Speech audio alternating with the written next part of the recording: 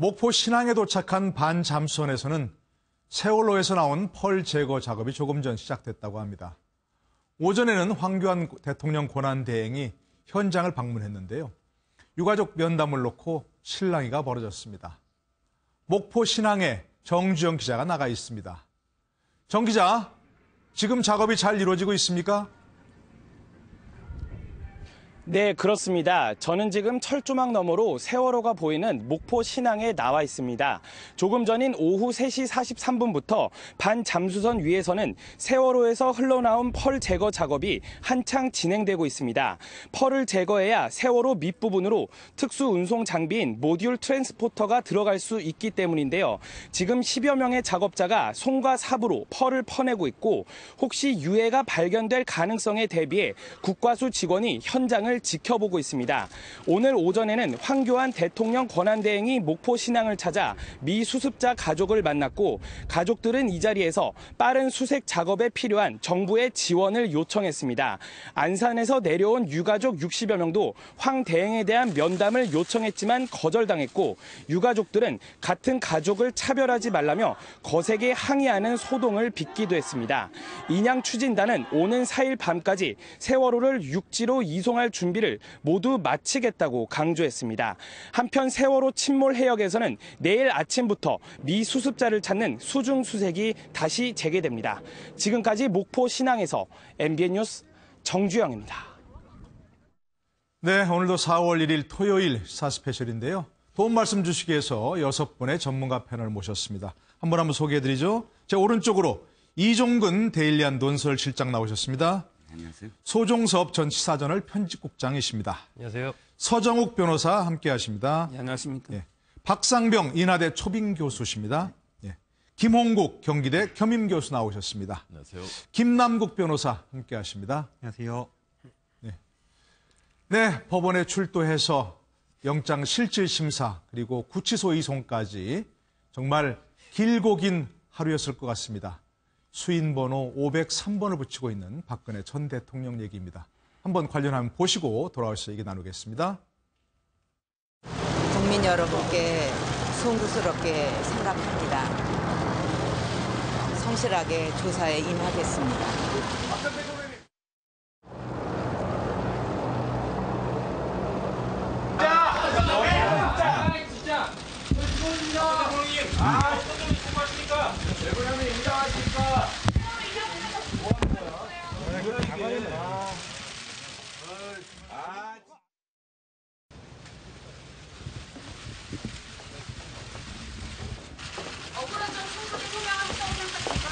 국민께 어떤 점이 궁금하십니까? 외국인을 부인하십니까?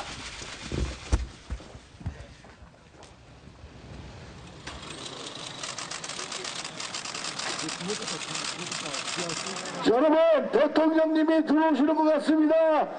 대통령! 대통령! 박근혜! 네, 어떤 생각을 가지고 있는 사람이든지 참 참담한 얘기입니다. 그렇죠? 네, 그렇습니다. 예, 예. 대통령이 탄핵에 의해서 파면된 지 21일째 지금 구속돼 있습니다. 네. 제가 심정을 다 알 수는 없지만 그렇죠. 수인번호 503번을 붙이고 지금 수감 이틀째인 박근혜 전 대통령 어떤 생각이실까요? 사실 그 구치소에 들어가면 생각할 자유밖에 없다고 하죠. 그렇습니까? 모든 자유가 네, 이제 네. 박탈된 거죠. 박탈된 거니까. 예. 그런데 사실은 진짜 그 문자 그대로 만감이 교차할 겁니다. 자신이 지금까지 탄핵 그 과정 소추되는 속에서 지금 이 구속되는 그 전 과정이 다시 머리에 가득 스칠 텐데 예. 문제는 일반인들도 보통 저렇게 수감이 되면 한 사나흘 동안은 이 평상심으로 회복하기 힘들다고 합니다. 그렇죠. 그러니까 예. 더군다나 바깥에서 박 전 대통령처럼 하나의 어떤 권력의 정점에 있던 사람들은 더욱더 사실은 그 지금의 어떤 혼자 독방을 지키는 상황 견디기 힘든 그런 네. 상황이니까 검찰에서도 이번 주말 넘기고 다음 주부터 한 사나흘 정도 박 대통령의 심기가 좀 이렇게 안정될 때까지를 예. 기다려서 그 이후로 소환을 늦추는 것으로 알고 있습니다. 네네. 우리가 개인적인 심정을 알 수는 없지만 어쨌든 도저히 마음을 추스르기 어려운 상황일 것 같습니다. 그런데 어쨌든 지금 수인번 503번으로 이제 호명이 된다고 하는데 좀 변호사께 좀 먼저 여쭤봐야겠어요. 김남국 변호사한테. 네.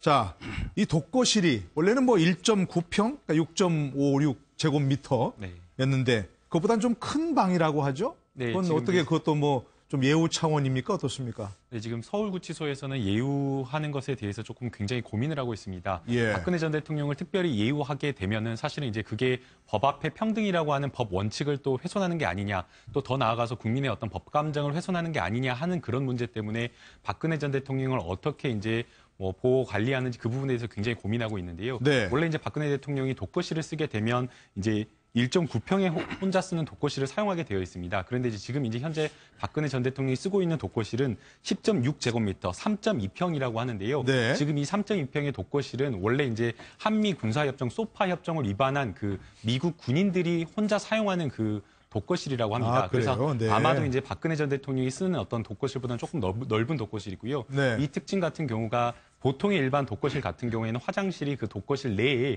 칸막이만 되어 있는데 여기는 이제 조금 분리가 되어서 조금 더 사생활 보호라든가 이런 것들이 되어 있는 독거실입니다. 네네. 자, 박상명 교수님. 어떻습니까? 처음 이제 화면에 아까 보셨지만, 검찰청에서 나와서 이제 구치소로 이송되실 때, 뭐 좀 머리도 풀고 이렇게 화장도 지워졌다 그러는데, 네. 어떻습니까? 그러면 본인이 처음에 검찰 출두할 때, 영장 실심사 출두할 때, 뭔가 좀 기각될 것이라는 기대를 가졌을까요? 아니면 오늘 혹시 구속되는 거 아닐까?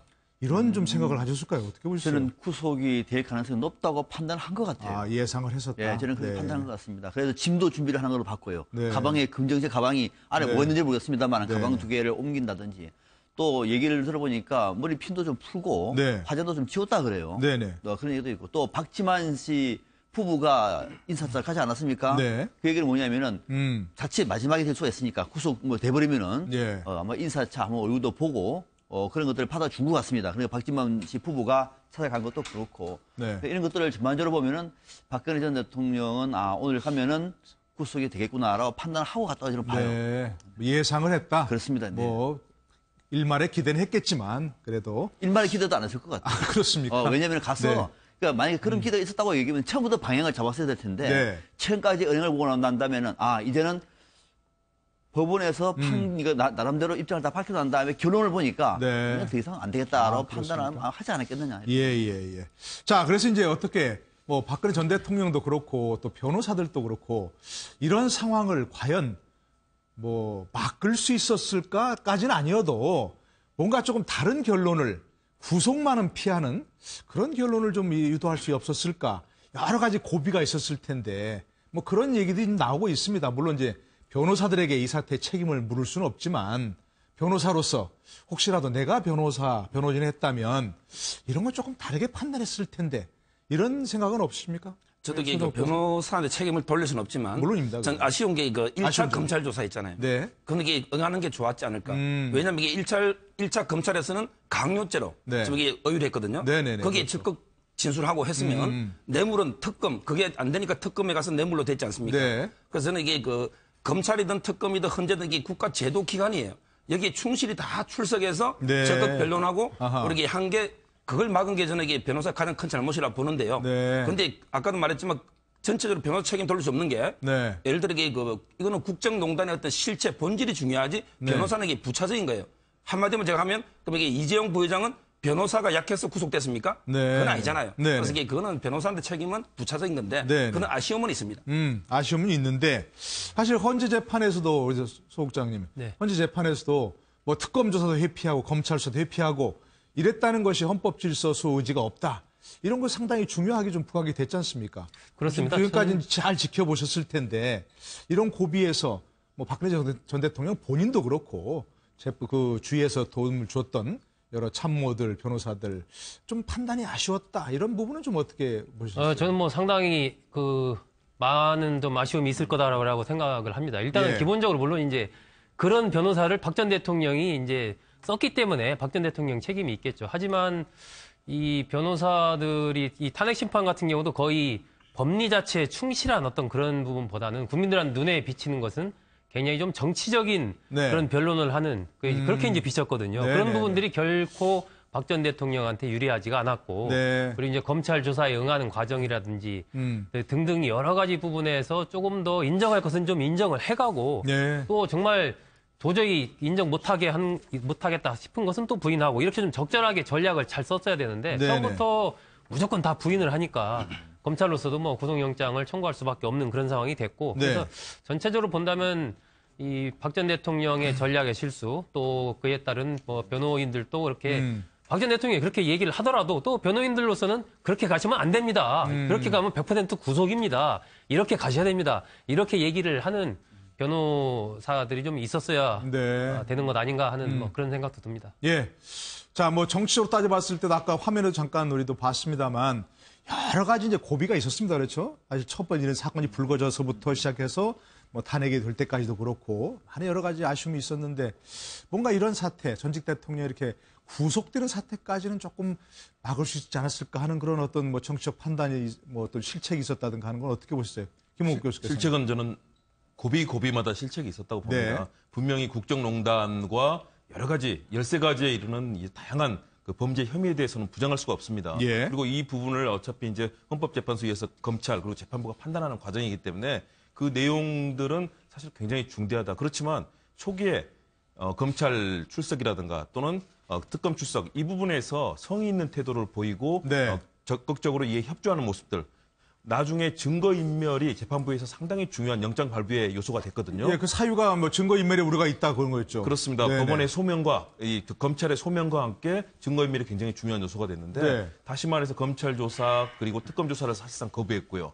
헌재에서 이 부분에 대해서 헌법 소유의 의지가 없다라고 결론을 내렸지 않습니까? 네. 그리고 더불어서 마지막에 자택으로 돌아왔을 때 청와대 현직에 있는 윤전추 행정관, 네. 이영선 이제 경호관이 됐죠. 당시 네. 행정관에서. 다시 말해서 이런 청와대 현직 직원들이 대통령의 자택을 드나들면서 계속해서 대통령 수발을 들었습니다. 네. 그런데 청와대에는 박 전 대통령의 사실상 부하 직원이라고 할 수 있는 비서실장과 비서실 직원들이 다 그대로 있거든요. 네. 그런데 이 압수수색이 안 됐기 때문에 거부했기 때문에 사실상 지금도 어떤 증거가 남아있는지를 알 수가 없는 상황입니다. 네. 그렇다면 법원의 입장에서는 분명히 이것은 영장, 증거인멸에 우려가 있다는 판단을 했을 거고요. 네. 또 박 전 대통령이 최순실 씨가 독일로 도피했을 때 수백 차례 차명폰을 이용해서 통화를 하면서 귀국 일정을 조율한다든가 이런 정황들이 특검에서 조사가 됐지 않습니까? 그렇다면 이런 부분에 있어서 적극적으로 이에 대해서 협조하는 모습도 보였어야 되고요. 예. 모든 것을 부인하고 지금까지 박 전 대통령은 출두에서부터 모든 부분에 걸쳐서 다 부인하고 사실상 대국민 사과 성명을 전혀 하지 않았습니다. 네네. 이 엄청난 국가적으로 대통령이 파면되고 또 국정이 정말 마비되는 상황, 대통령이 구속되는 상황까지 왔음에도 불구하고 최소한 도의적으로 국민들께 사과하고 네. 여기에 대한 입장이 있어야 되는데 지금도 박 전 대통령 다투겠다는 거거든요. 그러면 이 부분이 결국 법원에 의해서 네. 결국은 받아들일 수밖에 없는 구속이라는 정말 최대 안타까운 상황으로 왔다라고 보여집니다. 네. 자, 근데 이제 뭐 출두하기 전에 좀 전에 우리 박상민 교수께서 얘기했지만 박지만 이지 회장 동생 아니겠습니까? 뭐 와서 정말 뭐 눈물을 보였다고 하는 게 구속을 예감할 수 있었다는 겁니다. 네. 지금부터 이제 내가 돕겠다 이렇게 이제 하고 내가 모시겠다 하는데 뭔가 좀 변호인도 새로 선임을 하겠다 이런 얘기도 있는 것 같아요. 네, 그 방금 부인이 지금 변호사 아닙니까? 서영의 그죠? 변호사죠. 네, 그러니까. 예, 그렇습니다. 네. 그러니까 지금 이 대목은 이제 물론 서영의 변호사가 지금 투입될 수는 없는 거고요. 그렇습니까? 앞서 그렇습니다. 네네네. 그런 좀 무리죠. 네, 예. 주변에 이제 좀 더 역량이 있는, 그러니까 좀 객관적으로 볼 수 있는 분들을 모시는 것이 원칙이죠. 네. 그렇지 않겠습니까? 지금 앞서 우리가 이거 얘기했습니다만 저는 제일 아쉬웠던 대목이 다른 부분은 다 우리가 박근혜 전 대통령의 강한 고집 때문에 또는 강한 어떤 의지 때문에 네. 정무적인 판단은 더 이상 다른 사람들도 할 수 없었다고 칩시다. 네. 그건 박근혜 전 대통령의 본인 책임이에요. 그러나 그 문제는 그 문제고 법리적인 문제는 변호사들이 전문가 아닙니까? 최고의 예. 전문가 아닙니까?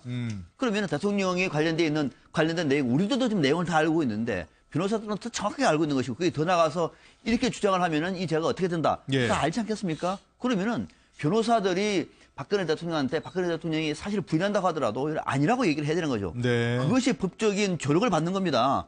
그런데 주변의 변호사들의 언행을 봐보면 우리가 과연 저렇게 말하는 것이 박근혜 전 대통령한테 도움이 될까 수없이 얘기를 해왔는데 결과적으로 그렇게 된 거거든요. 그렇죠. 이제는 네. 변호사들을 좀 더 물론 얘기를 들어보니까 좀 쟁쟁한 변호사들은 뭐 그렇게 맡기를 좋아하지 않는다 그럽니다. 예. 네, 그런 뭐 많은 변호사들이 좀 그렇다고 합니다. 것도 그럼에도 있죠. 불구하고 예, 또 유능한 변호사들이 많지 않습니까? 여기도 네. 있지 않습니까? 네, 이런 네. 분들을 불러서 네. 이 문제를 어떻게 돌파하는 것이 맞는가 이 정도는 법리적인 조언을 받아야 되는 거예요. 정부가 받이 아닙니다. 그 점을 받아야 될 것 같고 이제 박지만 회장 부부가 앞으로 모시겠다고 얘기한 것은 저는 정말로 만신지탄이다. 앞으로 물론 이제 최순실 씨가 계속 어떤 일을 또 하고 또 할지도 몰라요. 왜냐하면 이미 상당한 재산이 있지 않습니까? 이 재산은 어떻게 보면 최순실 씨가 전적으로 내 것이다라고 말하기도 어려운 측면이 많을 것 같아요. 뭐 그럼에도 불구하고 그건 그거고 박근혜 전 대통령의 사적인 문제와 관련해서는 동생 부부가 모시고 사는 것이 도리 아니겠습니까? 저는 좋은 결정이라고 봅니다. 일단 뭐 구속은 됐지만 좀 만시지탄하고 얘기하지만 그래도 지금부터라도 이제 뭐 재판이 있으니까 구속 자체가 유죄는 아니잖아요. 그죠? 아직은 이제 남아 있고. 근데 지금 이제 박근혜 전 대통령이나 그 이제 변호인 측에서도 모두 부인하고 있다는 거 아니에요. 근데 앞으로도 계속 재판에서 모두 부인 전략으로 가면 어떨 것 같아요? 좀 오히려 불리하지 않을까요? 이를테면 가장 불리한 대목이 형량 부분일 겁니다. 이제 유무죄를 다투는 그 과정에서 만약에 유죄가 됐을 경우 그 결정적으로 이 애티튜드 태도 지금까지 반성하는 태도를 보이느냐 일말의 반성도 없느냐에 따라서 형량에서 예를 들어서 10년 이상 뭐 15년 뭐 이런 어떤 그 구간이 있지 않습니까? 그랬을 때 10년을 할 것을 예를 들어서 최고형을 한다든지 이런 차이가 있거든요. 그리고 두 번째는 뭐냐면 이겁니다. 그러니까 정확하게 나의 어떤 그 책임이 어디까지다라고 밝히는 것이 굉장히 중요한데 지금 박 대통령은 나한테는 전혀 책임이 없다. 그리고 예를 들어서 지시를 내린 부분 또는 뭐 최순실 씨와의 어떤 공범 부분. 근데 그런 부분들을 굉장히 추상적으로 이야기하고 있어요. 마음의 경계를 허물었을 뿐이다. 그런데 그건 굉장히 추상적인 것이지 실제로 범죄와 관련해서는 그것이 계량화되는 것이 아니거든요. 그렇기 때문에 전략적으로 이렇게 수정을 하라고 하는 어떤 대목은 바로 그 대목입니다. 앞으로 자신의 어떤 방어라는 게 어차피 지금 형량에 대한 문제, 유무죄도 유무죄지만 전체적으로 재판관한테 어떠한 태도를 보일 것이냐라는 것은 지금까지는 다르게 생각을 해야 된다. 정말로. 그러니까 지금부터는 구속 여부도 아니고 또 파면 여부도 아니고 자신의 형량에 달려 있는 문제. 그래서 전략을 그렇게 좀 바꿔야 되지 않는가라는 것이 거의 대부분의 법조계의 또 분석입니다. 자, 서정욱 변호사 한번 좀 여쭤볼게요. 전혀 아니에요. 아니, 잠깐만이니까. 자, 여쭤보고 싶은 게. 자, 지금까지는 다 부인해 왔잖아요. 근데 지금 재판에 가서 바꿔서 자, 일부는 내가 문제를 인정하고 일부만 부인한다. 그러기 참 어렵지 않나요? 변호사 입장에서. 솔직히 저는 전혀 태도를 바꿀 가능성이 없다고 봅니다. 그렇습니까? 그런데 이게 왜 그러냐면요. 주로 이게 범행이 비교적 가벼워가지고 뭐 자백을 하면 집행유예가 되고 또 이게 부인하면 실형 나오고 이런 경우는 그럴 수 있어요. 그런데 박 대통령의 혐의는 뇌물은요. 최악의 10년 이상입니다. 아무리 감경해도 5년 이상이에요. 그러니까 뭐 이제 액수가 1억 원 이상일 때는 이제 그렇다는 거죠. 자백을 한다 해서 집행유예를 놓을 수 있는 게 아니에요. 지금 이게 박 대통령한테 징역 7년 반역, 9년 반역이 중요합니까? 2년 줄이기 중요해요. 어차피 이거는 정치적으로 보기 때문에 날 사면 이런 걸 보지 뭐 2, 3년을 줄이기 위해서 자백을 한다. 저는 이게 안 보고요. 끝까지 무죄 다툴 걸로 보고요. 그다음에 나머지 12개는요. 묻어갑니다. 우리나라 되게 13개 혐의 중에서는 미국은 다 형을 정해서 징역 300년, 400년 놓지만 우리는 이게 뇌물죄 가장 무거운 죄 장기의 2분의 1만 가중하거든요. 따라서 이게 그 형량이 10년에서 45 무기징역까지 되는 거예요. 따라서 이게 저는 나머지 죄들도 자백할 가능성은 없다. 왜냐하면 나머지 범죄들은 형량에 영향을 크게 못 미치고 뇌물로 결국 정해질 수밖에 없다. 이래 보는 거예요. 우리도 변호사께도 한번 여쭤보면 본인이 지금 박근혜 전 대통령께 조언을 한다면 자, 지금까지 태도를 유지해야 됩니다. 그러실 것 같아요? 아니면 좀 다른 조언하실 것 같아요. 저는 이종국 국장님처럼 솔직하게 인정할 것은 좀 인정하자라고 얘기를 하게 될 것 같습니다. 그래요? 왜요? 사실 이제 범죄 혐의 사실이 굉장히 여러 가지인데요. 지금 박근혜 전 대통령은 처음에 지금 1차 담화문 발표할 때부터 솔직하지 않았습니다. 뭐 지금까지 솔직하지 않았다라고 볼 수가 있는데요. 예컨대 지금 보게 되면 1차 담화문은 그 박근혜 전 대통령 표현에 따르면 사실은 연설문과 관련돼서 표현이나 이런 부분의 의견을 최순실 씨의 의견을 들었을 뿐이다라고 이야기를 하고 있고 최순실 씨의 어떤 국정 개입이라든가 국정농단은 없다라고 지금 이야기를 했습니다. 근데 사실은 드러난 어떤 증거에 비추어 보면 사실은 그게 사실이 아니라는 게 드러나지 않았습니까? 그 외에 어떤 박근혜 전 대통령의 어떤 공무상 기밀 누출이라든지 뭐 사기업의 인사 채용을 청탁했다라는 부분이라든지 아니면 뭐 KD 코퍼레이션을 현대차에 소개했다라는 이 부분은 이미 헌법재판소에서 박근혜 전 대통령이 또 인정을 했습니다. 그런데 이제 그 부분과 관련해서는 사실은 국민으로서 또는 법조인으로서 다 인정하기 어려운 궤변을 드러났거든요. 예컨대 KD 코퍼레이션 같은 경우에는 정말 기술력 있는 좋은 회사가 중소기업이 판로를 개척하지 못해서 어려움을 겪고 받고 있었기 때문에 도움을 줬을 뿐이다라고 하면서 중소기업 보호 차원에서 그렇죠. 예, 그리고 선의를 예. 주장을 한 것인데 이게 국민 감정으로서는 받아들일 수 없는 거고 네. 법률적으로도 사실은 이게 조금 논리적이진 않은 부분이 있습니다. 그렇기 때문에 증거나 이런 부분에 있어서 인정할 부분은 인정하는 게 인정하고. 오히려 유리하다고 생각이 됩니다. 네, 네, 예컨대 명백하게 다른 어떤 공범자의 진술이라든가 객관적인 안종범 수척의 진술 또는 녹취록, 본인 심지어는 박근혜 전 대통령의 녹취록까지 있는 부분이 있는데도 불구하고 네. 부인한다라고 한다면 다른 어떤 뇌물죄에 대해서 박근혜 전 대통령이 항변한다고 하더라도 그 부분도 역시 박근혜 전 대통령의 어떤 진술 자체를 신빙할 수 없는 그런 결론에 이를 수가 있기 때문에 예. 정말 빼도 박도 못하는 어떤 물증에 의해서 인정되는 사실은 솔직하게 인정할 인정하고. 것을 인정하고 가자. 네. 그게 네. 변론 전략으로 좀 좋지 않나라는 생각이 듭니다. 예. 그러니까 이제 변론 전략은 변호사들이 그렇게 조언을 하더라도 아까 이제 소정 변호사 얘기는 그렇게 안 할 것이다라고 이제 예상을 이렇게 하신 거겠죠. 그래서 아니 변론 전략으로도요. 예. 저는 이게 그 전략으로도? 아까도 말했지만 나머지 12개는요. 형량에 아무 요소가 없으니까. 그걸 굳이 그걸 인정한 데서 형량이 줄고 이런 게 아니고 네. 뇌물에 형량이 달려 있고 네. 이게 뇌물 부분을 끝까지 다툴 거라고 보는 거죠. 예, 알겠습니다. 자, 그러나 어떻든 참 이제 정치적 의미가 상당히 커졌습니다. 그렇죠? 이게 자, 우리가 지금까지 보기에는 만약에 탄핵이 인용되고 이렇게 구속이 되고 하면 뭔가 큰 정치적 파장이 있을 것이다. 근데 어떻게 보세요? 그럼 좀 있을 것 같습니까? 그런 게? 일단 파장은 분명히 있습니다. 네. 왜냐하면 지지자들, 특히 박 전 대통령에 대해서 네. 탄핵에 대해서도 기각을 요구했고 이번에서도 영장 발부해서는 안 된다고 주장했던 지지자들이 있습니다. 네. 특히 그 지역적으로는 TK 지역 그리고 고령층 그리고 박정희 전 대통령에 대한 향수가 있는 그룹들이 분명히 있거든요. 예. 이 그룹들이 더욱더 똘똘 뭉치고 있고요. 자유한국당 내에서도 지금 이 박 전 대통령을 옹이하는 그리고 마지막까지 이 출두 직전까지도 이 자택을 찾았던 의원들이 있습니다. 소위 말하는 네. 친박 의원들이 있거든요. 이 분들을 중심으로 해서 정치적으로 상당히 뭉칠 것인데 그러나 전체 판도에서는 그냥 박 전 대통령에 대한 지지율이 이미 사실은 뭐 작년 탄핵 이전부터 네. 뭐 5%대 한 자릿수도 아주 바닥으로 추락해서 박 전 대통령의 국정에 대한 무능함 그리고 국정을 이끌 수 없는 도덕성의 문제, 도덕성의 추락이라든가 이런 부분에 대해서는 이미 결정이 되어 있는 상황이기 때문에 네. 크게 전체 판도를 움직이기는 어려울 것이다. 도리어 이 자유한국당 내에서 새롭게 보수가 전열을 정비할 가능성을 차단하면서 네. 보수가 분열하고 현재 전체 지지율을 모아도 15 내지 20%밖에 안 되는 굉장히 이 기울어진 운동장에서 약자가 돼버린 보수 진영에 네. 더욱더 좀 분열 양상이 심화될 것이기 때문에 오히려 부정적으로 그렇습니다. 네. 그래서 목소리는 더욱더 높아지고 네. 격렬해질 수 있지만 그러나 전체 판도에서 미치는 영향은 그렇게 크게 나타나지는 않을 것으로 전망을 합니다. 예, 소정 국장님 어떻게 보십니까? 이게 뭐 대선이 지금 이제 불과 얼마 남았습니까? 38일? 그죠? 네. 예, 4월 1일이니까 오늘이 5월 9일 날 네. 대선이 코앞에 있습니다. 이런 사태가 박근혜 전 대통령이 구속되는 이런 사태가 뭐 정치권에 어떤 영향을 미칠 것인가 좀 관심인데. 저는 뭐 큰 영향 안 미칠 걸로 봅니다. 네, 없다. 기본적으로 지난번에 이제 박 전 대통령이 탄핵되면서 네. 이미 큰 획이 그때 그어졌다라고 보고요.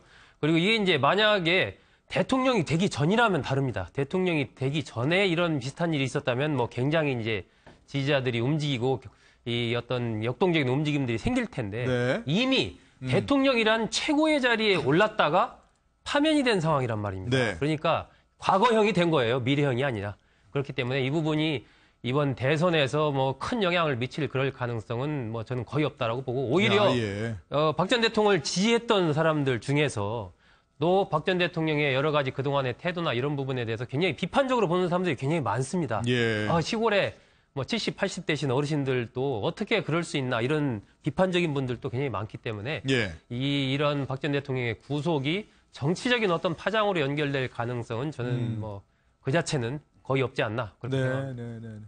예, 박상명 교수께서 뭐 줄 말씀이 이번 있으신 대통령 것 같은데? 선거는 조금 특이한 면을 우리가 좀 볼 수 있을 것 같아요. 네. 이번 대통령 선거는 물론 조기 대선이라고 하는 친구도 물론 있습니다만 네. 더 크게는 지금 사실상 여건이 없는 상황 아닙니까? 그렇죠, 지금 사실. 그러니까 우리 예. 대통령 선거의 가장 전통적인 방식이 여야 대결 구도였거든요. 예. 이번엔 여야 대결이 아니잖아요. 여야 대결 일단 여당이 사실상 뭐 자유한국당, 바른정당이 그래도 여권이라고 좀 하더라도 유력한 또 대선 주자가 없어요. 네. 아주 유력한 대선 주자가 좀 특징적인 측면이고 예. 또 동시에 과거에는 또 우리가 진보 보수로 편의상 나누지 않았습니까? 보수 쪽의 후보가 대표 주자가 지금 그렇게 영향력이 없어요. 누가 네. 될지는 모르겠습니다만은 자 그러면은 이 보수 세력은 이번 대통령 선거 때 그럼 쉬느냐? 네. 절대로 그렇지 않겠죠. 네. 상당히 나름대로의 의미 있는 표를 던질 겁니다. 네. 그럼 이 보수표가 어디로 갈까? 그때 우리가 보수의 분화라고 얘기를 해야 되는 거예요. 네. 그러니까 보수가 분화가 한쪽은 보수가 강경 보수로 가는 경향이 분명히 있습니다. 예. 이거는 기존에 우리가 역사적인 흐름에서도 이런 보수가 더 강경하게 예. 할 수가 있습니다. 그 사람의 대안이 누가 될지 모르겠습니다만은 더 강경하게 방향을 잡을 수가 하나 있고 네. 또 하나는 뭐냐면은 보수의 개혁으로 갑니다. 보수의 개혁. 보수의 개혁. 이대로는 안 된다. 이 보수의 개혁이 네. 또 네. 어느 한쪽으로 표가 몰릴 거예요. 혹시 이쪽이 의미가 있으면 유승민 쪽으로 갈지 네. 아니면 또 제3으로 갈지 네. 이를 알 수가 없겠으나 보수의 개혁을 이런 보수가 아니라 안 된다. 그리고 우리가 옛날에 지지했던 그 보수는 아니다라고 하는 이런 측면에서 보면은 이번 대통령 선거는요. 네. 보수 진보의 싸움이 아니라 어허. 그럼 뭡니까? 보수가 네. 다른 두 후보, 양쪽으로 갈라져 있는 후보에 대해서 어느 쪽으로 표를 줄 것인가가 전체의 결론을 낼 수가 있는 네. 그런 아주 특별한 대통령 선거가 될 수가 있어요. 그렇게 보면은 진보 보수의 싸움 프레임이 무너지고 네. 인물 중심으로 중심으로 양쪽으로 가면서 네, 네, 네. 정권 교체가 기정사실화 됐다고 얘기하면은 예. 어떤 정권 교체인가? 정권 교체의 누가 질과 대통령이 돼야 수준을 하는가? 놓고 예. 기존에 있는 보수표가 또는 보수의 혁신을 바라는 쪽에서 네. 결론을 행사할 수 있는 네, 거기서 네, 캐스팅 보수를 질 수 있는 네. 그런 대통령 선거될 가능성이 상당히 높아지고 있는 겁니다. 네. 저희가 뭐 정치권 얘기 좀 이따 짚어보려고 했는데 이 얘기 나온 김에 네네. 다 해버리죠. 지금 뭐 대통령이 이렇게 구속 수감된 사태가 보통 일은 아니잖아요. 이게 그렇죠. 엄청난 그런 역사적인 일이고 네네. 그런데 네네. 그것이 과연 이 문제 뭐 얼마 안 남은 대선판에 어떤 영향을 미칠 것인가 상당히 궁금하고 관심인데 어떻게 보십니까? 자, 일단 예. 지금 보수표가 어디로 갈 것이냐. 네. 그게 이제 초점일 것 같아요. 예. 사실상 보수가 결집할 것이다. 이렇게 저도 참 예상을 했지만 네. 그러나 지금 그 동정표, 박 전 대통령에 대한 동정 여론이 이렇게 그 보수를 결집시킬 수 있을까요? 전혀 별로 영향력이 점점 없어지고 있습니다. 점점. 네. 그리고 이제 국민들이 이제 대선으로 자꾸 시각을 돌리려고 해요. 네. 지금 이제부터는 38일밖에 안 남았으니까 예. 대선 후보들이 어떤 사람이냐, 얘는 이 사람들이 어떤 공약이냐, 또 컨벤션 효과도 있을 거 아닙니까? 각 예. 정당별로. 그러니까 대선 정국으로 올라갔을 때 보수표가 그럼 어디로 갈 것이냐. 말씀하셨듯이 보수표의 그 두 정당이 있지만 이 두 정당의 마음을 못 붙이고 있는 것 같아요. 네, 이게 네. 너무 좁아서. 그렇죠. 그렇다면 이 부동층이 일단 많아질 것이다라고. 보수에서의 부동층이 예를 예. 들어서 표를 아예 안 찍은 사람이 되게 많아지지 않는가. 선거에 아예 안 가버린다. 그렇죠. 예. 지금 가장 열심히 투표한 세대가 50대, 60대예요. 네. 그런데 60대의 투표율이 이번에 현저히 낮아질 것이다. 그건 네네. 뭐 그렇게 생각들을 많이 하는 것이고. 두 번째, 네. TK의 표가 굉장히 부동표가 많아질 네, 것이다. 네, 네. 지금 TK에서는 어디 마음을 줄 곳이 없거든요. 예를 들어서 모든 후보들이 다 TK가 아니에요. 딱 예. 한 사람. 유승민 후보인데 유승민 후보는 배신자라는 낙인이 찍혀 있기 때문에 예. 그래서 사실상 저는 결론적으로 말씀드리면 정통적인 보수 지지층은 네. 분화되는데 네. 많은 수가 투표를 안 할 성향이 크다. 실망한 보수표가 늘어날 실망한 것이다. 표수가 늘어날 것이다. 아하. 이렇게 보였습니다. 알겠습니다. 저희가 좀 이따 다시 한번 얘기를 해보도록 하고요. 자, 그런데 이제 우리가 대통령이 구속된 이런 어마어마한 사태를 겪었는데 이분이 참 보통 드라마틱한 삶을 산 게 아니에요. 그렇지 않습니까? 대통령의 영예였다가 퍼스트 레이디 역할을 했다가 당대표였다가 그죠? 그 선거마다 이긴 판판이 이긴 선거의 여왕이었다가 드디어 여성 대통령까지 됐는데 어쩌다가 이렇게 좀 파면을 당하고 그죠? 또 이렇게 구속까지 되는 이런 사태를 겪었습니다. 쭉 정치권을 많이 취재하셨으니까 과연 이 과정에서 박근혜 전 대통령과의 어떤 인연이 얽힌 가장 악연이 어떤 게 있다고 보세요? 역시 박 전 대통령이 예. 이제 청와대 생활을 시작한 게 11살 때 아닙니까? 네네. 1963년부터 시작을 해서 1979년에 이제 아버지인 박정희 전 대통령이 돌아가시면서 나왔으니까 뭐 중간에 프랑스 유학 같은 걸 뺀다고 해도 거의 뭐 15, 16년 이상을 청와대에서 살았거든요. 그렇죠. 청년기 이 학생 시절을 다 거기서 보낸 겁니다. 그러니까 우리 그렇기 때문에 집이 청와대라고 생각할 수 있어요, 그죠? 그렇게 생각을 이제 마음속에 그런 게 그러니까요. 심리적으로 자리 잡을 수 있죠, 충분히. 네. 그리고 이제 74년에 유경수 여사가 돌아가신 뒤부터는 사실상 한 6년 가까이를 퍼스트 레이디로서 레이디였죠. 역할을 했기 때문에 그 당시에 이제 권력이 움직이는 거라든지 이런 것을 거의 6년 동안을 경험을 했으니까 굉장히 그런 부분들이 그냥 익숙한 거죠. 네. 예, 그렇기 때문에 그러다가 이제 80년부터 한 97년까지 운동 생활을 거쳐서 97년에 대선을 앞두고 정치권에 이제 들어오지 않습니까? 네. 들어와서 98년에 보궐선거를 통해서 국회의원이 돼서 이제 본격 진입을 하는 건데 그러면서 이 잠재되어 있던 어떤 이 권력에 대한 어떤 뭐랄까요 의지라고 할까요?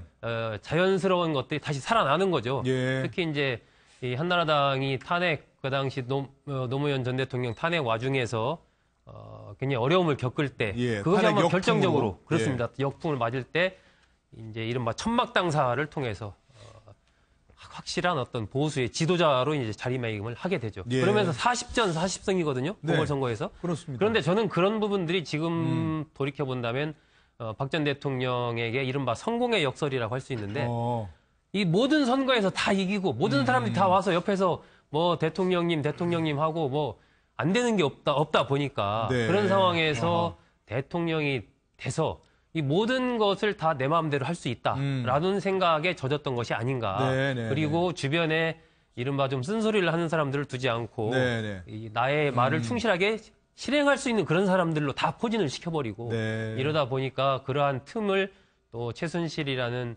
오래전부터 가까웠던 인물들이 그냥 단순히 이렇게 뭐 가정사를 도와주는 범위를 넘어서서 국정에 개입하는 이런 부분들까지 스며들게 되면서 결국은 오늘날의 정치적으로 몰락을 하게 된 이런 상황까지 이어진 것 같습니다. 예. 잠깐만요. 이제 저희가 정말 지금 말씀 들어보면 처음부터 권력의 속성을 너무 잘 알았고 그러죠. 예, 계속해서 어떤 승리해왔던 그런 부분들이 내가 잘한다 이런 쪽에 이렇게 마음가짐을 주신 게 아닌가 싶었는데요. 제가 박근혜 전 대통령의 일생을 잠깐 돌아볼 수 있는 그런 화면을 준비했습니다. 한번 보시죠. IMF 외환 위기가 이제 그 계기가 됐습니다. 이렇게 무너질 수는 없다, 우리나라가. 다시 반석에 올려놔야 된다. 한나라당은 새롭게 시작합니다. 오늘부터 이곳 천막에서 새로운 한나라당의 길을 설계하고자 합니다. 선 패배를 인정합니다. 그리고 경선 결과에 깨끗하게 승복합니다. 국민 행복, 희망의 새 시대를 만들어 갑시다. 국민들의 마음을 달래드리기 어렵다는 생각을 하면 내가 이러려고 대통령을 했나 하는 자괴감이 들 정도로 괴롭기만 합니다. 주문, 피청구인 대통령 박근혜를 파면한다. 국민 여러분께 송구스럽게 생각합니다. 성실하게 조사에 임하겠습니다.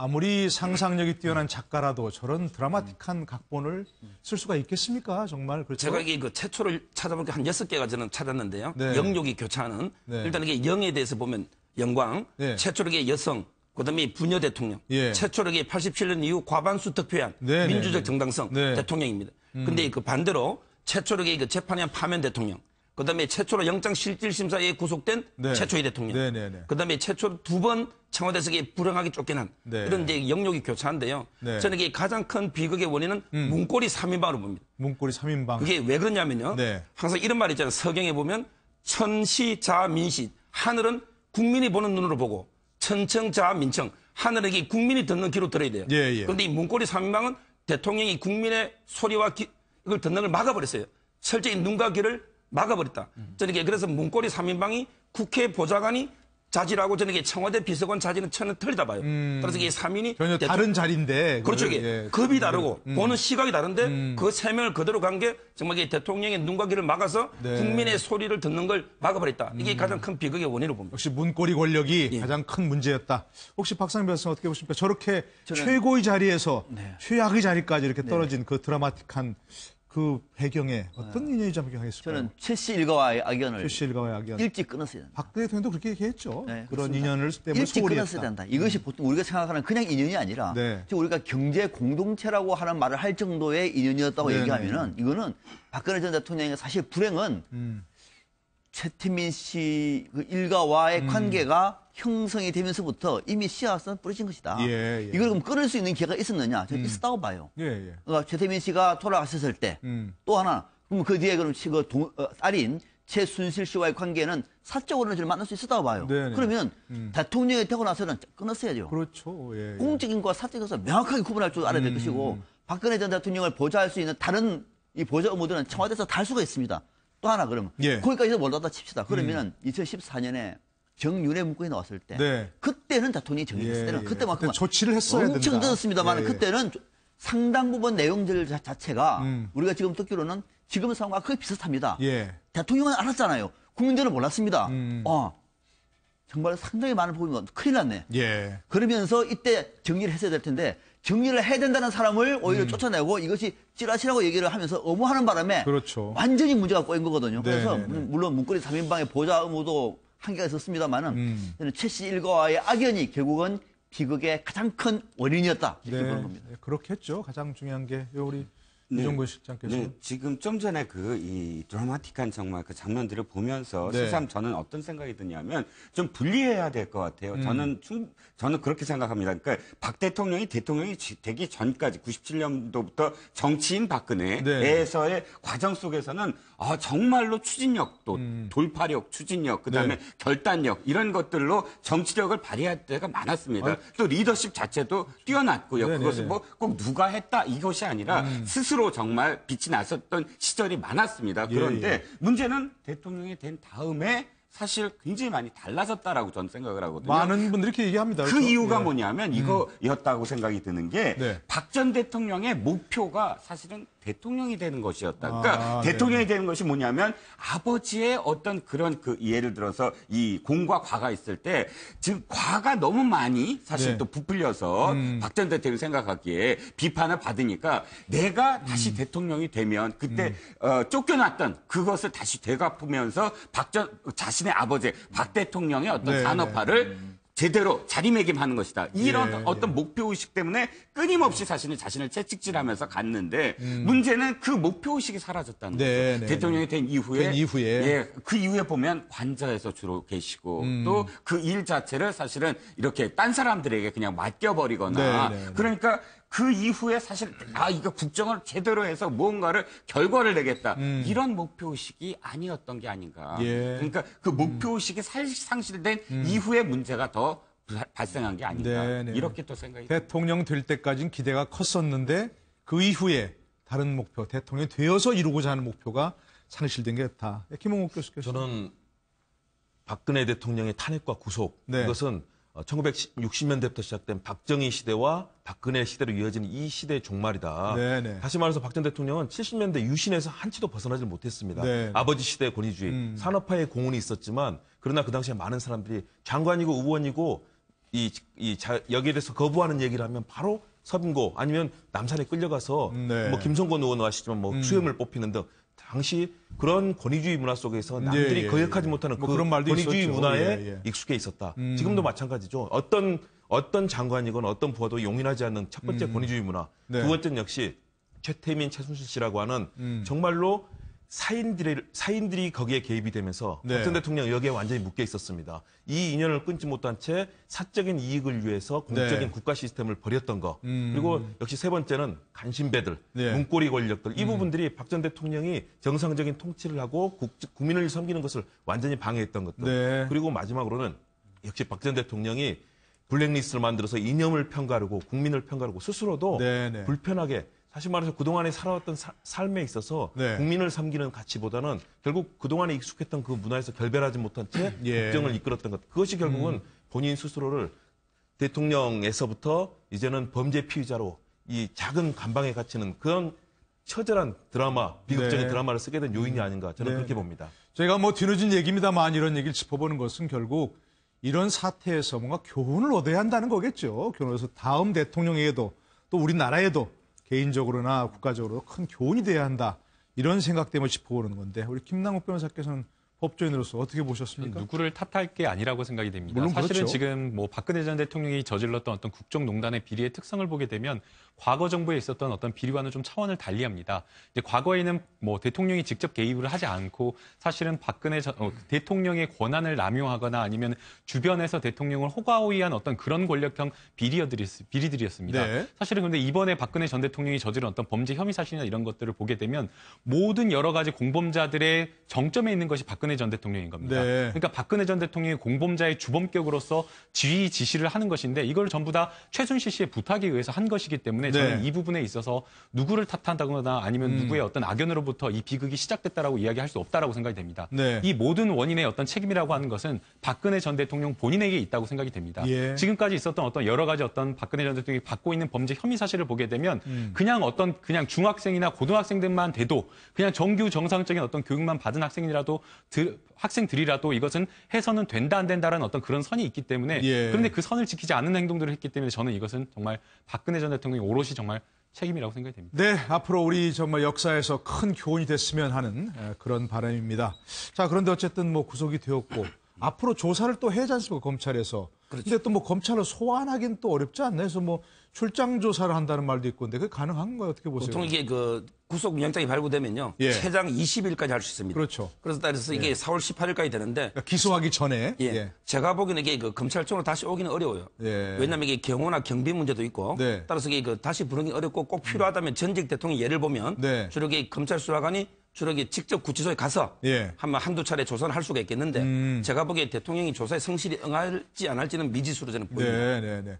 근데 성실히 응하지 않으면 검찰이 지난번 보니까 최순실 같은 경우도 강제로 구인했죠. 근데 이제 이번에는 박근혜 전 대통령 강제로 구인하기는 좀 어려워 네네. 보입니다. 이 부분과 관련해서 이제 댓글에 어떤 네티즌들의 반응을 보게 되면 박근혜 전 대통령도 그냥 일반 국민처럼 똑같이 대우해라. 네. 일반 피의자처럼 소환조사해라라고 이야기를 하는 그런 어떤 댓글들을 많이 봤는데요. 네. 사실은 이제 박근혜 전 대통령을 소환해서 조사를 하게 되면 경호 문제라든가 여러 가지 불편 사항이 있기 때문에 그렇죠. 사실상 네. 검찰청이 통제가 됩니다. 결국엔 그 피해라고 하는 것은 박근혜 전 대통령이 피해를 보는 것이 아니라 일반 국민들이 피해를 보기 때문에 네. 아마 그런 차원에서 이해를 해주면 좋을 것 같고요. 네. 또 실제로 그냥 다른 어떤 일반 피의자도 거동이 불편해서 몸이 불편한 어떤 그런 피의자인 경우나 또는 이제 소년범 사건인 경우에는 소년 분류심사원이 안양시에 있는데 네. 그런 경우에도 수사관들이 직접 가서 출장 조사를 하기 때문에 네. 이것은 박근혜 전 대통령의 어떤 예우 차원이라는 그런 것으로 이해하기보다는 그냥 일반적인 어떤 수사의 원칙에 따른 것으로 보면 좋을 것 같습니다. 노태우 전두환 전 대통령도 수석수감 됐을 때 검찰이 나가서 조사를 했죠, 그 구치소에. 그렇습니다. 특히 이제 전두환 전 대통령 같은 경우는 이른바 골목설명 발표하고 뭐 고향인 합천으로 내려갔지 않습니까? 네네네. 바로 그냥 김영삼 전 대통령이 뭐야 잡아와 해가지고 바로 잡아와서 교도소에 바로 이제 집어넣고 했기 때문에 안양교도소에 갔죠. 예, 안양교도소에 주로 뭐 다 거의 다 모든 조사가 전두환 전 대통령의 경우는 안양교도소에서 이루어졌죠. 이번 네. 같은 경우도 뭐 이 검찰청으로 부르면 진짜 여러 가지로 불편한 점이 너무 많습니다. 그렇기 예. 때문에 효율적인 측면에서나 여러 가지를 봤을 때는 그 구치소 안에서 이루어질 가능성이 뭐 훨씬 높아 보입니다. 네네. 지금 서울구치소에는 굉장히 많이 수감돼 있잖아요. 그래서 김기춘, 최순실부터 시작해서 김기춘, 조윤선, 이런 사람들 아무리 동선을 분리한다 해도 그거 참 쉽지 않을 것 같은데요. 거기서 아마 그게는 좀 신경을 위감도 하고 해야 되지 않나요? 예. 많이 좀 써야 될 것 같아요. 그러니까요. 신경을. 거기서 뭐 만나면 이게 어떻게 될까요, 분위기가. 네네네. 그러니까 그런 것들은 아마 교도 구치소 측에서도 좀 신경 써야 될 것 같고. 예. 지금 박근혜 전 대통령이 이제 마지막으로 기대할 수 있는 부분이 검찰 조사가 아니거든요, 이제는. 네네. 이제는 법정에서 싸우는 재판이죠, 문제입니다. 그렇죠. 그래서 예. 검찰에서 묻는다 그래서 뭐 새로운 어떤 증거를 가지고 물으면 몰라도 네. 기존에 있었던 것을 재확인하는 문제라고 얘기하면 그렇게 성실하게 응하거나 그러지는 않을 가능성이 상당히 높아 보이고 예. 그렇다 그래서 굳이 또 체포영장을 발부를 해가지고 그걸 하는 것도 이건 상당히 좀 무리한 수사이기 그렇죠. 때문에 예. 아마 가서 몇 가지 물어보는 것 정도만 하고 아마 앞으로 박근혜 전 대통령은 집중과 선택 이제는 그중에서도 13가지 범죄 다가 아니라 예. 제일 중요한 게 뇌물죄라고 얘기하니까 그렇죠. 또 이재용 부회장에 대한 재판 결과도 지켜봐야 됩니다. 네. 그거 맞물려 있는 거거든요. 뇌물 공여자와 뇌물 수수의 문제이기 때문에 그걸 봐가면서 집중과 선택을 하면 아마 재판에 네. 최대한 신경을 쓸 것 같고요. 아마 이번에 새로운 변호사들을 좀 발탁을 하는 것도 네. 그 재판에 대비하는 절차다 이렇게 보시면 되겠습니다. 네네네.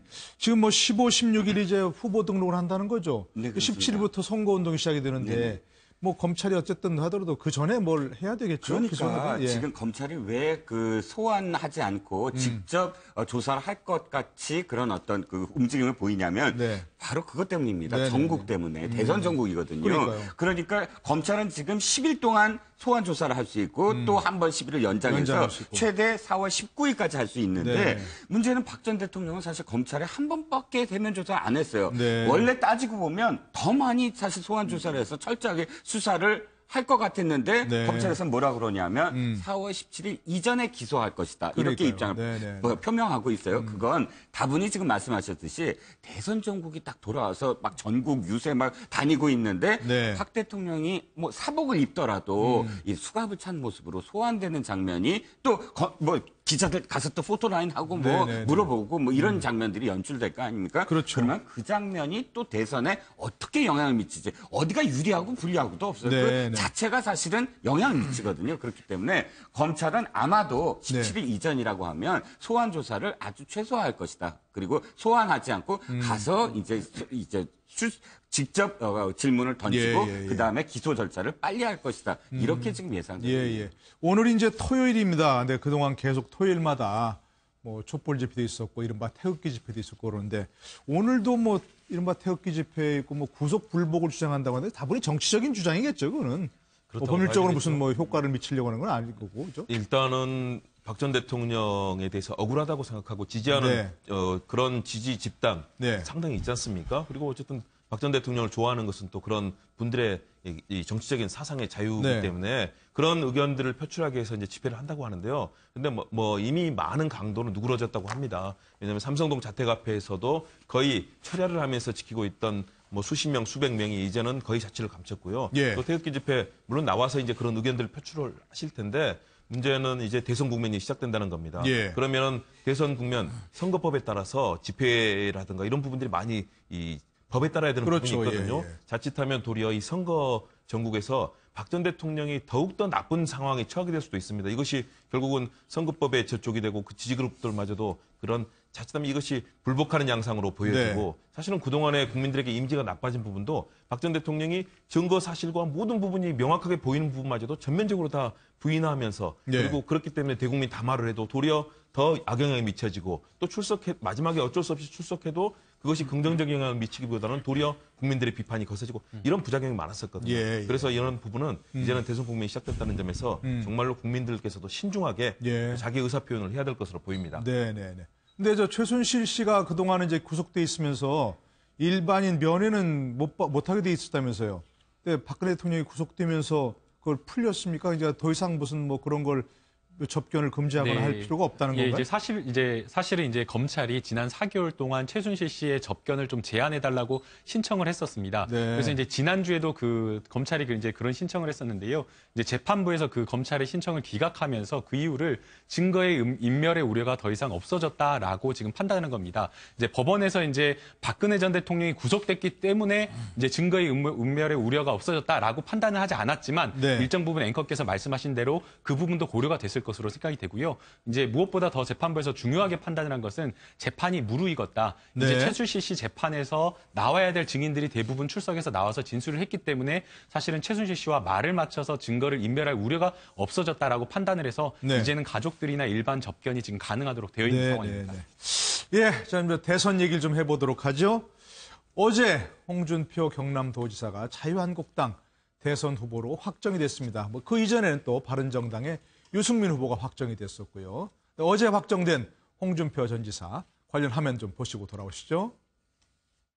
이번 대선은 좌파에서 둘, 얼치기 좌파에서 한 명, 그리고 우파에서 홍준표가 나갑니다. 저는 무지랭이 출신입니다. 옛날에 등급별로 치면 천민 출신입니다. 여러분들이 걱정하는 문재인 후보는 붙여주면 10분 내에 제압할 자신이 있습니다. 막 쉽게 이야기합시다. 뭐 복잡하게 이야기하지 말고 5월 9일까지는 내가 대장입니다. 개파가 없다고. 이제 내가 대장입니다. 당에 친박이 없습니다.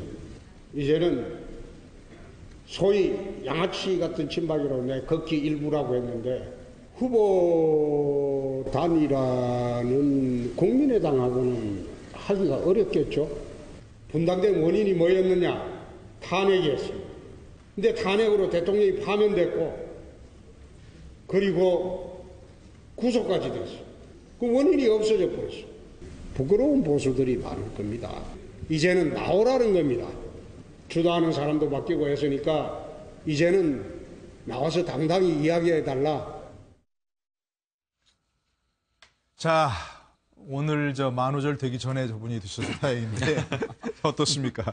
얼치기 좌파가 누굽니까? 근데 바른정당은 빨리 돌아오고 국민의당하고는 단일화하기 어렵다. 그렇죠. 같이 다 해야지 않나요? 뭐 이렇게 어떻게 해야 돼요? 홍준표 지사가 네. 후보죠. 후보죠. 예. 홍준표 후보가 정말 말을 진짜 알아듣기 쉽게 하면서 전곡을 찌르는 능력이 있어요. 정말로. 네. 자, 지금 좌파 2명에 얼치기 좌파 1명에 보수파 1명이라고 해서 네. 이게 다자구도를 지금 연상시키는데 네. 다자구도가 아니라 사실은 양자구도를 얘기하는 거예요. 그래요? 뭐 왜냐하면 좌파 둘에 네. 얼치기 좌파 하나는 좌파가 셋이라는 거거든요. 그러면 보수파는 하나예요. 그러면 네. 셋은 좌파고 네. 우파는 하나다. 예. 셋은 하나가 될 수가 있고 혼자 보수파가 될 수 있다는 뜻이거든요. 네, 네, 네. 그러면 이제 다시 진영으로 가자. 보수 대 진보로 가자. 그러면 나는 유일한 보수 후보가 될 것이다. 네. 그러니까 이 속에서는 일단 바른당이랑 연합이 돼야죠. 뭐 연합이 되든 연대가 되든 네. 단대가 되든 그래서 이 두 가지 뜻을 하고 있죠.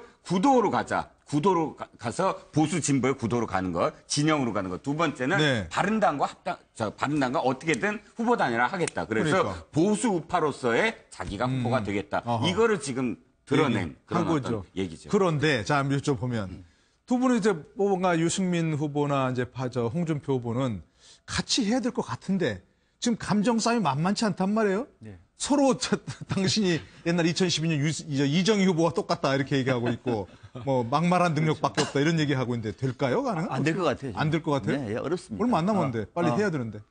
왜 빨리 해야 되죠? 아니 또 그렇게 불안하고 다 떨어질 거 아니에요. 그러니까 다 떨어지는 거 아닌가요? 지금요. 양쪽은 네. 뭐 이른바 서로 갈 길을 가는 겁니다. 루비콘 네. 강을 벌써 지났습니다. 뭐냐면은 바른정당은 지금 탈당을 해서 보수의 혁신을 기치를 내걸고 유승민 후보를 뽑았는데 네. 손을 합칠 경우에는 저 정당이 어떻게 될까요? 국민들이 어떻게 볼까요? 뭐 어쨌든 단일화 해가지고 대선을 뭔가 해보려고 해야 되는 않나요? 어쨌든. 자, 그러면은 예. 보수가 드디어 보수가 하나가 됐구나. 또들 뭉치자. 그렇게 답이 나온다고 얘기하면은 그런 아주 어렵지만은 그런 가능성이 있습니다만 그래도 답이 그렇게 안 한다고 나온다? 하더라도 보수는 답이 안 나와요. 그래요? 왜? 이번 싸움은 보수 진보의 싸움으로 보지 말라니까요. 이미 그런 단계를 뛰어넘었다니까 네, 이제는. 네, 네. 그러니까 이것이 긍정적으로 말하면 보수의 분화가 되는 것이고 네. 진보도 앞서 뭐 얼치기 진보 홍준표 후보는 보수 진보로 단일화 시켜가지고 저쪽에 말하면 진보는 많이 있고 보수 내밖에 없지 않느냐. 네. 1대 싸움이다. 그거는 아전인수식의 논리예요. 그렇습니까? 저 논리에 네. 귀가 쫑긋하십니까? 아닙니다. 전혀 아니에요. 네. 그러니까 전혀 아니기 때문에 이 상황에서는 바른정당도 마찬가지예요. 네. 저 논리에 맞네. 그럼 우리가 다시 합치자. 그러면 뭐 하려고 탈당해가지고 뭐 하려고 후보를 뽑아요? 예. 그러니까 저 정당 지금은 바른정당의 스탠스가 앞으로 굉장히 중요합니다만은 아마 대선에 완주를 하지 않았으면 안 했지. 바른정당 홍준표 후보의 저런 상황 속에서 통합을 해가지고 그 밑으로 들어가서 홍준표 당선되게끔 도와준다? 그럴 가능성은 거의 없습니다. 그러면 바른정당의 존재 의미가 없어진다. 그렇습니다. 그런 저는 말씀이죠. 이게 그 언론이요. 네. 홍준표 지사의 정치 철학을 제대로 한번 소개하는 걸 본 적이 없어요. 뭐 향단이 발언이든 뇌물이든 이런 것만 소개하는데. 예, 재밌으니까 그런 게 사실은. 예. 제가 보는 게 홍준표 지사의 철학은요. 바로 이게 대란 대치입니다. 그러니까 그건 그러니까 얘기하잖아요. 큰 위기, 국가적 위기에서 큰 정치를 통해 극복하자는 거고요. 네네. 이게 바로 보수 우파 스트롱맨. 네. 저는 이걸 기담을 좀 들어야 된다 봐요. 왜냐하면 이게 지금 한국은요. 뭐에 스트롱하다는 거예요, 그러니까. 보수 우파 스트롱맨 그걸 네. 주장하는데요. 네네. 제가 보기에 한국은 어차피 이게 건국 산업화 보수 세력하고요. 그다음에 민주화 비판 세력 두 세력이 있는 거고요. 예. 저는 이게 우리나라 보수가 그렇게 만만치 않다 봐요. 예. 정말 홍준표 지사가 참된 보수의 가치, 예를 들어 이게 역사 또는 이게 공동체의 책임 또는 이게 튼튼한 안보, 네. 시장 경제 이런 가치를 가지고 네. 진보 후보와 치열한 정책 경제를 해야 된다 보고요. 그런데 이제 저는 이게 문제는 구도가 아닙니까, 구도. 그래서 그죠? 한마디만 구도를 말씀드리면 네. 자꾸 이게 안철수 후보는 뭐 자기하고 뭐 문재인 후보의 양자구도다. 저는 네. 천만의 말씀을 봐요. 그건 본인의 희망이고. 그건 다자구도로 간다니까. 저는 이게 제가 가장 예상하는 구도는 한국당하고 바른정당 건전한 이게 보수 세력이 연합해서 보수 후보를 내고 네. 그다음에 중도 안철수 후보 그다음에 진보 문재인 후보. 저는 3자 구도가 예상되고 그게 또 바람직하다 봅니다. 아, 바람직하다. 근데 아까 이거 분명히 그런 거 단일화 안 된다고 얘기하셨는데. 어려워 보입니다. 지금 이 보수 정당에서 얘기되는 그 가장 핵심적인 얘기가 큰 집론입니다. 네네, 그러니까. 빅하우스 티어리라고 요즘 사람들 얘기하는데요. 그런 여기서 영어까지 홍준표 얘기하는 큰 집이라는 거는 네. 우리가 장자, 우리가 정말 본가다 이런 네. 얘기고요. 네. 유승민 의원이 얘기하는 큰 집은 교도소죠. 네, 대법원에서 판결 날 경우에는 교도소 네, 간다. 네. 그런 큰 집을 놓고 거기까지 나가 있는 상태에서 막말과 거짓말을 오가고 있는데 서로 합쳐지기는 힘들고요. 네. 저는 한국의 보수 진영이 참 위기상황에 놓였다. 다시 네. 말해서 박근혜에 덫에 걸렸다. 박근혜 전 대통령을 무조건 옹호하는 세력이 계속해서 정치적으로 TK와 이 보수 진영의 핵심 지역을 잡고 있으면서 네. 결국은 박 전 대통령의 덫에 걸려서 보수 진영이 다시 뭉치고 단합할 수 있는 길을 잃어버렸다. 유승민 네. 의원이 이 상황에서 자유한국당과 함께할 수 없고요. 네. 홍준표 후보는 굉장히 능력을 발휘했습니다. 친박이 주도적인 당에서 후보가 비박계로서 따냈기 때문에 네. 개인적인 리더십이나 그거는 또는 그렇죠. 거친 막말을 예, 통해서 이끌어낸 능력은 있는데 현재 기울어진 판에서 보수 진영의 단합을 이끌어내기는 어렵다. 네. 그런 측면에서 앞으로 그런 리더십을 발휘하는 것도 굉장히 어려운 지경에 가 있다라고 네. 보고요. 그런 측면에서는 바른정당, 자유한국당의 이 뭉치긴 어려워 보이는 상황에서 네. 결국은 야권의 편들이 여기서 뭐 좌파다, 얼치기 네. 좌파다라고 얘기하는 이분들이 주도하는 판에서 홍 지사가 과연 홍 후보가 어느 정도의 예. 이 보수 진영의 구심력을 이끌어낼 것인가. 그것이 대선 이후를 상당히 겨냥하고 있다고 보여집니다. 예. 대선 국면이 아니고. 그렇습니다. 자, 그런데 일단 만약에 안철수 후보가 좀 이따 얘기를 하는데 된다면 뭔가 지금 단일화를 만들어야 뭐 본인 얘기한 대로 뭐 문재인 안철수 문재인 1대1 구도일 텐데 그 이전에 보수 단일화를 먼저 해야 하지 않나요? 그런 게 안 된다고 자꾸 이제 보시는데 그 가능성 어떻게 보십니까? 저도 역시 마찬가지로 안 된다라고 봅니다. 이쪽 안 된다는 측이고 이쪽은 된다는 측으로. 안 된다라고 하는 측을 보게 되면 결국에는 단일화라고 하면은 그 명분이 있어야 됩니다. 네네. 그럼 그 명분이 있어야 되는데 단순한 그 명분이 아니라 명분이 힘이 있어야죠. 그 힘이 있다라고 하는 것은 지금 적폐청산이라고 하는 국민적인 어떤 요구를 뛰어넘는 어떤 네. 국민의 지지를 받을 수 있는 그 힘이 있는 명분이어야 되는데요. 정치에서 명분이니까. 그렇습니다. 그런데 네. 지금 바른정당 같은 경우에는 적폐청산, 그 박근혜 전 대통령을 탄핵을 찬성하고 지금 친박, 박근혜 전 대통령을 무조건적으로 지지하는 그 친박 청산이 이루어져야 된다라고 지금 계속 조건을 걸고 있는 겁니다. 네. 그런 상황에서 지금 그런 것들이 해결되지 않는 상황에서 단일화를 한다라고 한다면 국민들이 받아들일 수가 없는 거죠. 명분이 안 된다. 예, 이런 그리고 이제 말씀이고. 또 하나 더 말씀드리면 네. 지금 홍준표 지사가 자꾸 샤이 보수 나와서 당당하게 본인을 지지해달라라는 그런 말을 지금 하고 있는데요. 네. 보수 추정이 어디 도망간 게 아닙니다. 여론조사를 하게 되면 한 26%에서 30%는 내가 보수다라고 이야기를 하고 있습니다. 네. 내가 보수다라고 이야기를 하고 있음에도 불구하고 홍준표 지사 너를 지지하지 않겠다. 네. 자유한국당을 지지하지 않겠다라고 이야기를 한 겁니다. 네. 앞서 이제 박상명 교수님께서 말씀하신 대로 보수층도 드디어 이념적으로 진화를 하게 된 겁니다. 분열을 하게 된 것이죠. 예, 정말 그런 여론이 강경 보수, 있는 거죠. 예, 이렇게. 온건 예. 보수, 정말 합리적인 네, 보수, 네. 새로운 보수의 길을 가겠다라고 분화되어 있는 상황인 거고 네. 보수는 그대로 존재하고 있는 상황에서 선택을 지금 달리하고 있다라고 봐야 될 것 같습니다. 예. 아까 말씀드린 이쪽은 된다고 지금 얘기하시는데 혹시 소극장은 어떻게 보십니까? 저는 이게 이제 큰 틀에서 지금 이제 4월 15, 16일 이때부터 후보 등록이 시작이 그렇죠. 되지 않습니까? 그러니까 그 앞두고 일종의 좀 여야 서로 관계없이 프레임 싸움을 하고 있는 겁니다. 기싸움 지금. 하고 있는 거예요? 기싸움도 예. 하고 있고 프레임을 어떻게 짜느냐 싸움을 네. 지금 하고 있는 거예요. 네네. 그러니까 야권에서는 특히 국민의당 쪽에서는 이번 대선은 안철수와 문재인의 대결이다라는 네. 프레임을 짜가고 있는 네, 것이고 반대로 지금 이 자유한국당의 홍준표 후보를 중심으로 한 쪽에서는 이번 대선은 좌파와 우파, 진보 보수라고 얘기 안 합니다. 네네, 좌파와 좌우파. 우파의 대결이다라고 그렇게 프레임을 짜가고 있는 것이거든요. 네네. 저는 어떻게 보느냐? 저는 기본적으로 3파전이 될 가능성이 굉장히 높다라고 봅니다. 네네. 지금 자유한국당과 바른정당은 단지 이번 대선에서의 뭐 승패 여부를 떠나서 네. 내년에 또 바로 지자체 선거가 그렇죠. 있습니다. 네. 그런 등등을 내다보면서 어차피 우리는 같은 길을 가지 않으면 둘 다 죽는다는 생각을 가지고 있거든요. 그렇기 때문에 홍준표 후보가 유승민 후보만이 아니고 뭐 김무성 전 대표라든지 예. 주호영 뭐 원내대표랑 자꾸 만나면서 뭔가 우리가 같이 가자라고 그동안의 공감대를 가져왔기 때문에 네. 저는 자유한국당과 바른정당은 어떤 식이든지 이번 대선에서 한 명으로 후보를 할 가능성이 굉장히 크다라고 네, 봅니다. 네, 그 부분은 지금 이제 홍준표 후보와 유승민 후보가 막 지금 여러 가지로 받고 있거든요. 서로 네, 치받고 서로. 있거든요. 그러니까. 이것은 누가 주도권을 잡고 후보를 나중심으로 해야 된다는 그 단계까지 가기 위한 사전에 지금 삽바 싸움을 하고 있는 겁니다. 주도권 싸움이다. 예, 그렇습니다. 네, 주도권 네. 싸움인 것이고 그 결론은 결국 이제 4월 한 15일 직전 4월 10일부터 15일 그 정도 사이에 어떤 이제 변화가 있지 않을까 네. 한번 1차적으로 예상을 좀 해보고 알겠습니다. 예. 반대로 이제 야권 같은 경우는 뭐 예. 안철수 후보는 상수라고 봐야 될 거고요. 이번 네네. 대선에서 마찬가지로 더불어민주당도 문재인 후보가 상수라고 봐야 되지 않나 뭐 그런 생각이 듭니다. 예. 자, 관련된 얘기가 바로 그런 겁니다. 오늘 이제 국민의당 경기지역 경선 아니겠습니까? 여기서도 뭐 큰 이변은 없겠죠, 현재까지. 네, 예, 그렇게 이제 봐야 된다고 하실 거고, 답을. 그러면 그 다음에 안철수 후보의 행보가 중요할 텐데, 본인은 그냥 계속 혼자 하겠다는 거 아닙니까? 자강론. 네, 네. 그게 가능할까요? 어떻게 보세요? 지금으로서는 그 방법이 그래도 예. 지금의 국민의 여망에 저는 맞춘 발언이라고 봐요. 왜냐하면은 네. 지금 상황에서 또 안철수 후보가 직접 누구누가 연대한다 하는 순간에 네. 또 이거는 국민들에게 어떤 역풍이 불어요. 그렇겠죠. 그러니까 지금 우리는 이 선거가 특히 대통령 선거는요. 예. 기본적으로 양강구도로 가는 겁니다. 대통령 선거는요. 네. 이게 표가 국민들이 2표 하는 게 아니라 1표예요. 네. 그러니까 양강구도가 어떻게 구축될 것인가가 우리가 이제 프레임 전쟁이라고 얘기하고 그러는데 네. 지금 안철수 후보 같은 경우에는 마지막에 완주한다고 하면은 네. 결국은 문재인 후보와 두 사람이 싸움이라고 할 수밖에 없는 것이고 예. 그러면은 기존에 있는 보수 세력은 누구를 찍을 것인가 네. 답을 찾아야 되는 거죠. 네. 그러면은 안철수 후보는 무소의 뿔처럼 네. 끝까지 간다는 주장을 할 수밖에 없는 상황입니다. 없는데, 자, 그러니까 제가 이제 시간상. 예. 국민들이 결국은 예. 한쪽으로 표를 몰아주는 거죠. 알겠습니다. 자, 시간상 다 드릴 수가 없고 한 분만 얘기 드렸습니다.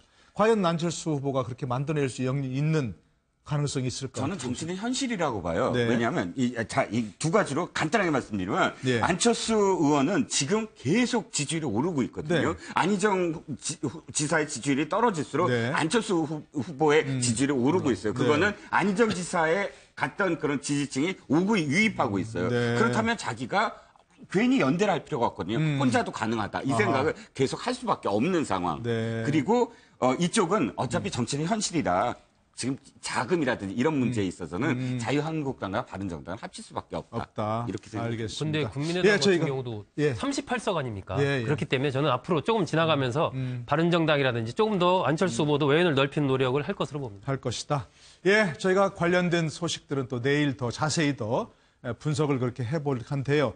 자, 어떻습니까? 김홍국 교수님께서는 이 문제에서 잠깐 짧게 어떤 뭐 안철수 후보의 행보 어떻게 될 거로 보십니까? 안철수 후보는 예. 앞으로도 지속적으로 강력한 자강론을 내세울 거고요. 네. 더불어민주당의 경선이 끝나면 그중에서 소위 말하는 반문 진영, 네. 문재인 전 대표와 갈라설 수 있는 일부와 한땅에 있는 김종인 전 대표라든가 이런 부분들이 함께 결합을 하고요. 예. 특히 이 친박 세력과 지금 임명진 비대위원장도 결국은 적응하지 못하고 쫓겨났지 않습니까? 예. 그런 친박 세력에 견딜 수 없는, 함께할 수 없는 바른정당 내부의 그런 분들과 같이 예. 안철수 후보와 연대할 가능성들. 그렇게 된다면은 판이 결국은 빅2, 예. 그래서 문재인, 안철수 그리고 작은 규모의 네. 자유한국당, 다른 홍준표 형태로. 이런 정도로 큰 흐름이 정리가 되면서 네. 이 판이 아주 치열한 이제 며칠 안 남았지 않습니까? 그 판이 대선을 향해서 예. 달려갈 것으로 봅니다. 알겠습니다. 더 많은 변화가 있을 것 같고요. 저희들이 더 자세하게 짚어드리도록 하겠습니다. 오늘 여기까지 함께하겠습니다. 고맙습니다.